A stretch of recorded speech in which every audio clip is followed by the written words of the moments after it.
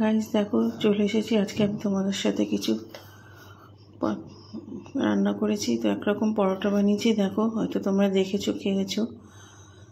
আমি আটা মেখে রেখেছিলাম আগে থেকে। তারপরে দেখো ধনেপাতা কুচি করে রেখেছি, কাঁচা লঙ্কা, টমেটোটা একদম ঝিরি ঝিরি করে কেটেছি, পেঁয়াজটাও একদম ঝিরি ঝিরি করে কেটে আটার সাথে ভালো করে মিক্স করে নিয়েছি।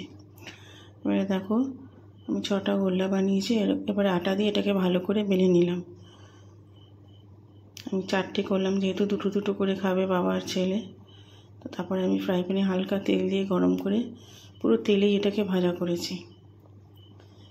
এইভাবে আমি প্রত্যেকটা পরোটা ভেজে নিয়েছি। তোমরা সবাই এরকম করে বাড়িতে সকালেও খেতে পারো, রাত্রেও টিফিনও খেতে পারো, সকালে ব্রেকফাস্টও খেতে পারো। তোমরা সবাই এভাবে বাড়িতে বানিয়ে খেয়েও আমাকে জানিও কেমন হয়েছে। লাইক করো, কমেন্ট করো, সাবস্ক্রাইব করো, আর সবাই এভাবে খেও।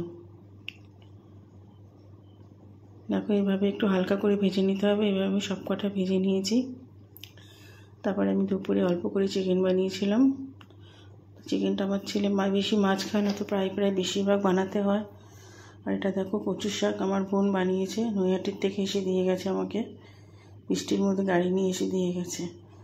সবাই ভালো থাকো, লাইক করো।